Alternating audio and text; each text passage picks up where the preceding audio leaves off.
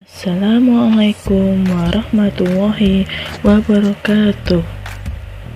Gimana kabarnya Ananda Solih-Solihah? Alhamdulillah.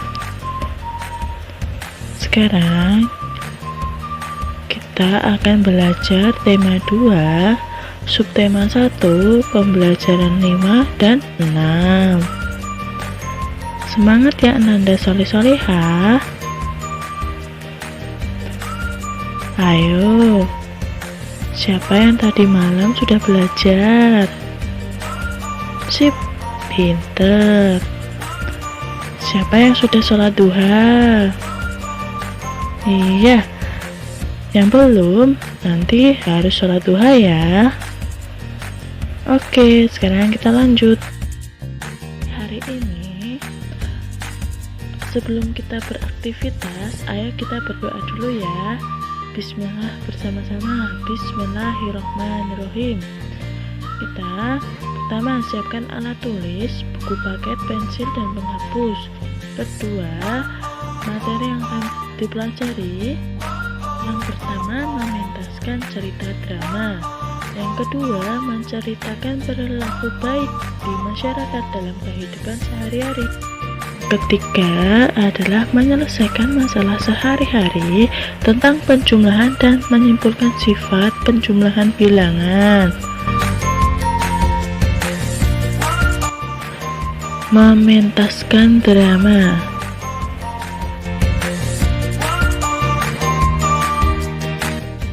Ayo membaca, dibuka bukunya halaman 32 sampai 33 ya. Disimak ya. Ini Ustazah bacakan. Rasti merasakan manfaat berolahraga sangat banyak. Di antaranya badan menjadi segar dan bugar. Berolahraga juga bermanfaat untuk latihan pernafasan saat hendak bermain drama. Kebetulan di sekolah Rasti akan mengadakan pementasan drama. Rasti mempersiapkan diri dengan berolahraga secara rutin untuk melatih pernafasan. Selain itu, Rasti juga mempersiapkan hal-hal yang diperlukan untuk bermain peran. Ia berdiskusi dengan teman-temannya untuk bermain peran. Siapa yang berperan menjadi pohon besar? Bagaimana kalau Togar saja? Badannya kan besar, cocok untuk berperan sebagai pohon besar. Iya, aku setuju. Kalau Melanie menjadi ulat bagaimana? Oke. Aku berperan sebagai apa? Sepertinya kamu cocok menjadi kancil. Berarti Rasti menjadi burung kenari. Baiklah, teman-teman yang lain menjadi pasukan ulat ya. Iya. Setelah berbagi peran, Rasti dan anggota kelompoknya berlatih memerankan dialog sesuai peran mereka masing-masing. Mereka berlatih dengan tekun. Gurumu akan menyiapkan naskah drama berdasarkan cerita kisah pohon yang sombong. Silakan kamu membentuk kelompok untuk mementaskan cerita drama tersebut. Mintalah bimbingan orang tua kalian. Selama berlatih drama, Rasti merasakan teman-temannya bersikap baik kepadanya. Jika ia salah dalam pengucapan dialog, teman-temannya tidak marah. Mereka justru mengajari Rasti bagaimana cara menghafal dialog. Bukan hanya teman-teman saja yang berbuat baik, anggota keluarganya juga berbuat baik kepada Rasti. Ayah dan ibunya selalu sabar menemani Rasti belajar. Ayah dan ibunya juga selalu memberi nasihat kepada Rasti. Teman-teman dan tetangga Rasti semua juga baik kepada Rasti dan keluarganya. Mereka saling berbagi makanan kepada keluarga Rasti. Nah, dari cerita di atas itu apa yang dikutip? Ia harus bersifat baik terhadap siapapun dan berlatih dengan tekun. Bersikap baik sangat dianjurkan. Bersikap baik kita lakukan kepada manusia, tumbuhan, dan hewan. Dengan bersikap baik, kita pun akan mendapat kebahagiaan. Jika kita bersikap baik terhadap tumbuhan, maka tumbuhan akan memberikan banyak manfaat pada kita. Salah satunya, sikap baik yaitu mendoakan yang baik untuk orang lain. Misalnya, menolong seseorang ketika sedang terkena musibah.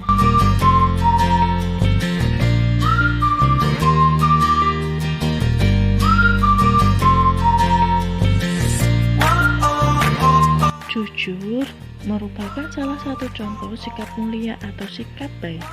Orang yang jujur tidak berbohong. Orang yang jujur akan mengatakan hal yang benar. Misalnya saat mengerjakan tes, siswa kelas 3 selalu mengerjakan dengan jujur dan tidak pernah menyontek. Coba sebutkan sikap baik. Contohnya ya, menolong, ramah, sabar, memberikan nasihat, berbicara sopan, berbagi rezeki, misalnya berupa makanan ya. Nah, sekarang ini tugas kalian.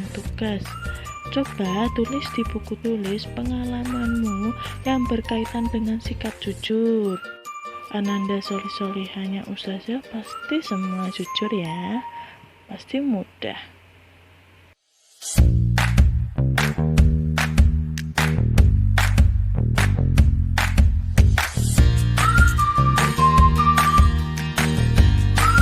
Kita ke cara menyelesaikan masalah tentang penjumlahan ya.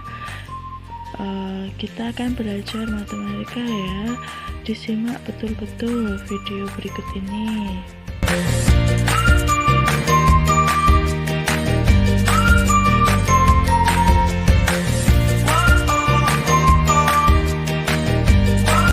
Ayo berhitung. Ayo berlatih. Di sini ada 2 soal ya anak-anak.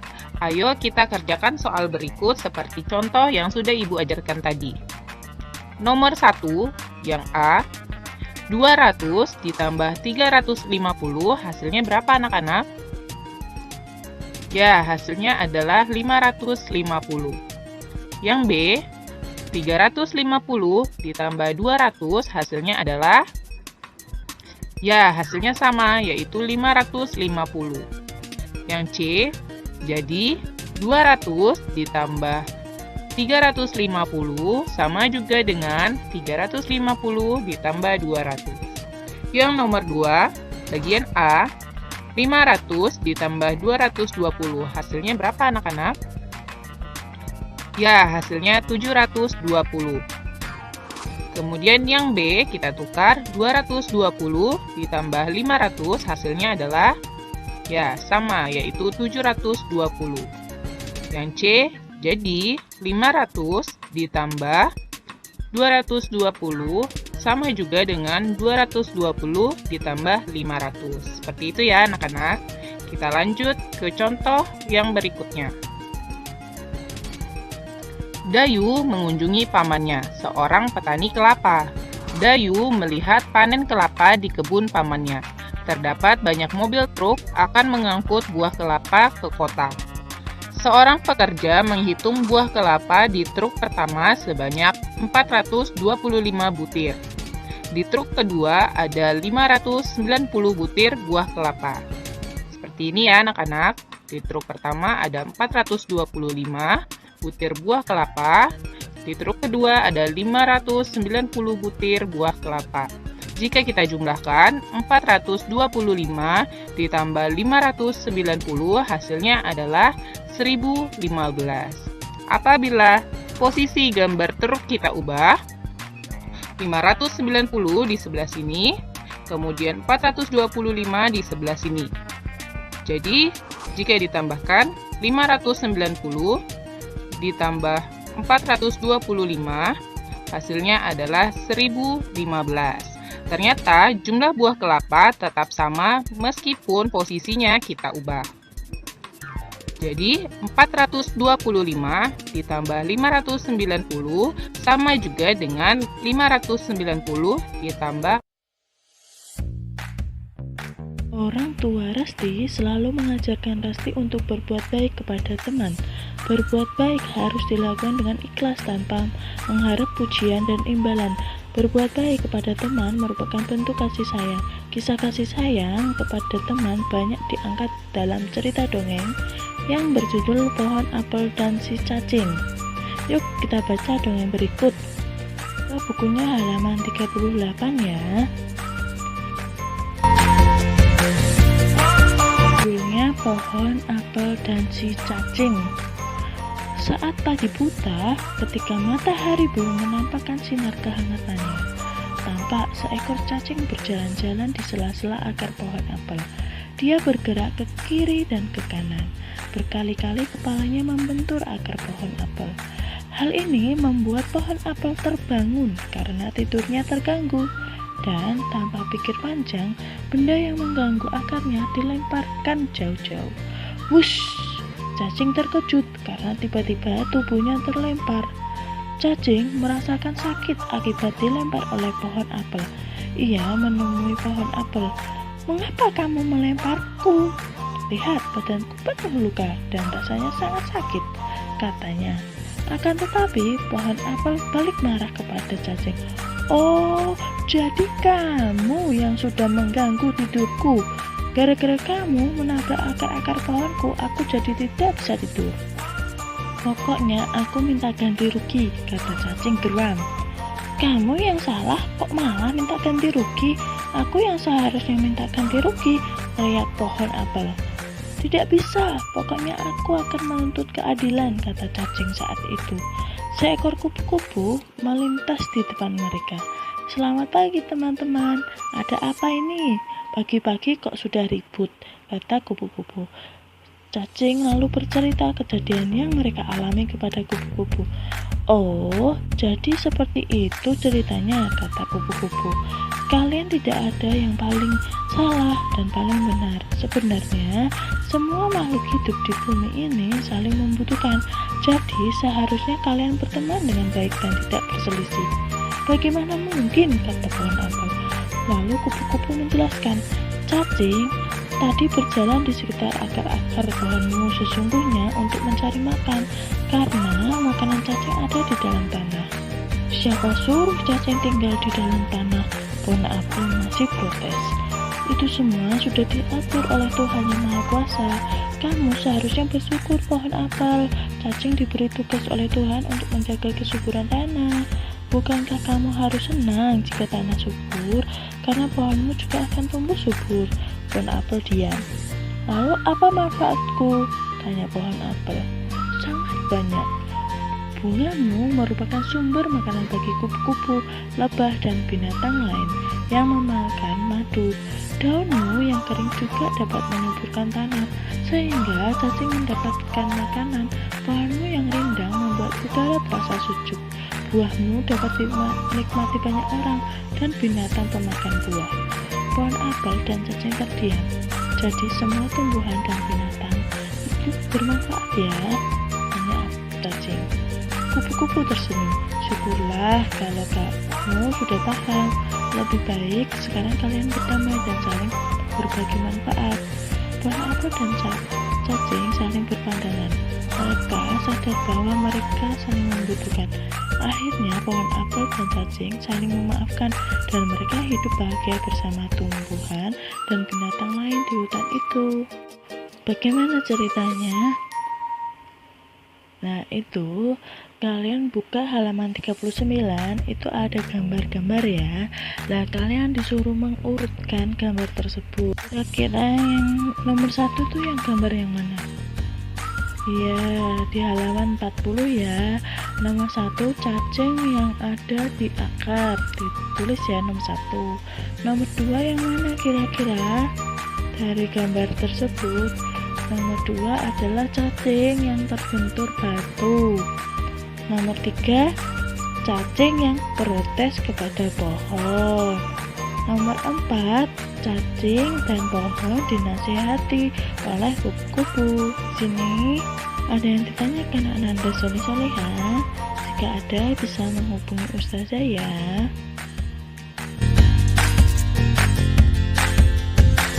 Itu ada kesimpulannya. Disimak. Nomor 1, legenda adalah cerita yang mengisahkan asal-usul suatu tempat. Kedua, tokoh adalah pelaku atau peran cerita. Ketiga, tokoh ada yang memiliki watak baik dan jahat. Nomor 4, penjumlahan memiliki sifat pertukaran. Contohnya, 125 ditambah 251 sama dengan dibalik 251 ditambah 125. Nah, begitu. Nomor 5 ya. Pola irama adalah panjang pendeknya bunyi dalam satu atau beberapa birama. Nomor 6. Pola irama ditunjukkan dalam ketukan dalam satu ruas birama. Nomor 7. Birama adalah gerak melodi yang teratur yang dimainkan berdasarkan ketuk-ketukan yang harmonis. Nomor 8. Ada beberapa jenis birama lagu yaitu 2/4, 3/4, 4/4, dan 6/8 ya. Birama 2/4 artinya tiap birama terdiri atas 2 ketukan.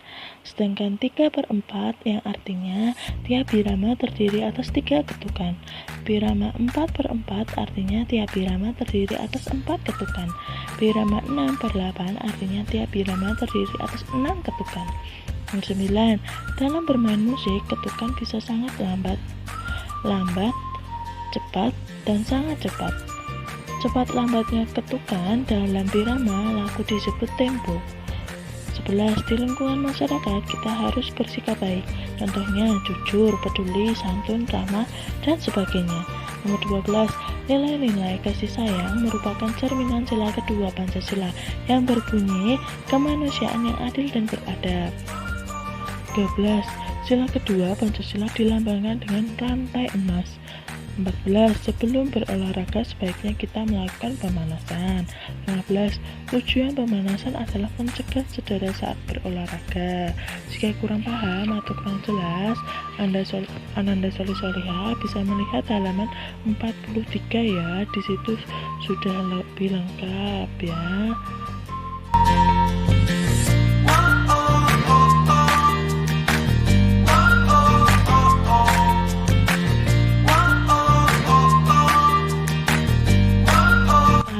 Alhamdulillah, pelajaran tema hari ini telah selesai.